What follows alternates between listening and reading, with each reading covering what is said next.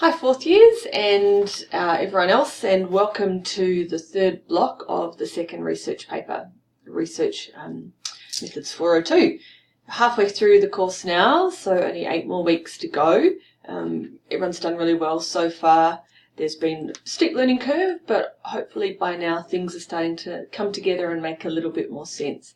And I'm pretty confident that this block will definitely help to do that as well. This block is called Stricter Guidelines, Bias and Comparing Research, and so obviously what we're going to be doing is getting some pieces of research and analysing them according to stricter guidelines and bias. So the first thing to do is have a think about what conditions you've been collecting data on using MyMop in the clinic. So hopefully by now you've already collected MyMop data for a bunch of people, and hopefully you've also perhaps been lucky enough to get a couple of patients with the same conditions, so low back pain, frozen shoulder, tennis elbow, something similar, and so you might have some comparative data, MyMop data for a singular condition, which would be awesome. If you haven't been collecting MyMop data, you basically will have to do a bit of a crash data collection course over the next few weeks, because you do need to present this data, as you'll know, in the block 4 assignment in a readable form. Okay, so once you've had a look at your MyMop data and said, okay, well, I've got something on back pain, or I've got something on, elbow pain, use your searching prowess in the databases to find 4 trials on that condition, so acupuncture for that condition. So not systematic reviews, although systematic reviews might provide a good reference list from which you could source trials, but for individual trials. And you need to get these approved by your tutor before you go ahead with your analysis of these, just so we can make sure that you've got the right trial or the right type of methodology and save you some time later, because you don't want to get halfway through the assignment and realise that you've been analysing the wrong type of trial. So 4 trials on a similar topic or the same topic or condition, get these signed off, and that's the first part done. And you may already have a collection of trials that you've been collecting on certain things that relate to a clinical topic of your interest. That would be great. So then you need to start thinking about the stricter guidelines.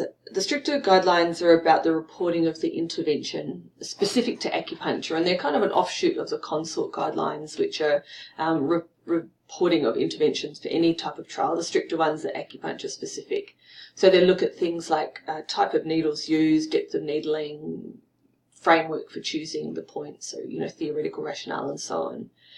And we get you to analyse the 4 articles that you've chosen based on the stricter guidelines. So this can be done in table format or text format, but you need to assess whether the stricter guidelines have been met, how they've been met, what's missing, and so on. And then work out whether their stricter rating is low, medium, or high.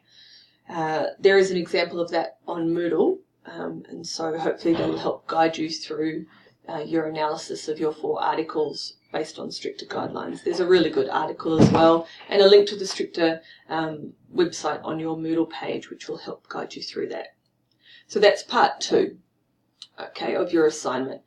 Part 3 is reading chapter 4 of How to Read a Paper, and there are 5 questions listed in that chapter about how to, assess the methodological quality. Okay, and these questions are: was the study original? Who is it about? Was it well designed? Was systematic bias avoided? And was it large enough and continued for long enough to make the results credible? Now, this might sound overwhelming, but if you read that chapter, so it's chapter 4 in How to Read a Paper, it goes through really specifically what each of those questions mean. So then you need to, after you've read that chapter, think about those 5 questions for your 4 articles. So there's kind of 2 chunks of work for, well, it was 3 if you include finding the 4 papers, but hopefully that'll be fairly easy. The 2 big chunks of work are the stricter analysis and then the analysis of methodological quality for your assignment. I would approach them separately as 2 separate chunks of work, and do one at a time.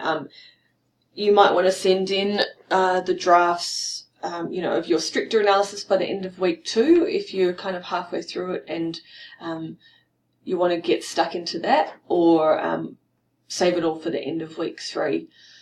But certainly start working on it as soon as you can. As you know, I'm happy to accept things in table form. If you prefer to write text of information, either of those are a fine way to present your information. If there is some questions around any of those areas of discussion, definitely post them on the forum. I'll be manning the forum for this block and answering any questions and providing further readings as required. Most of the reading that you need to do is in of your 4 papers, and then the stricter guidelines, and then that chapter 4 of Greenhow. Any additional information might be around bias, and I'll try and find some good readings around that. Now, another thing that you might want to do is I've left Mike's videos from last year up on the Moodle front page. He goes into quite a bit of detail about bias in his video, and so I wanted to leave it there because I thought it might be useful for you to watch. And if you have any questions about what he said or what I've said, you can post them on the forum. So anyway, first step, obviously, to find those 4 papers. And if you're having a little bit of a panic about your data collection, maybe get in touch with me or Sue Jen, and we can help you try and find a way to collect enough data for this assignment and for next assignment. Okay, so I'll see you online in the forum. I'm looking forward to seeing some of your analysis of your articles.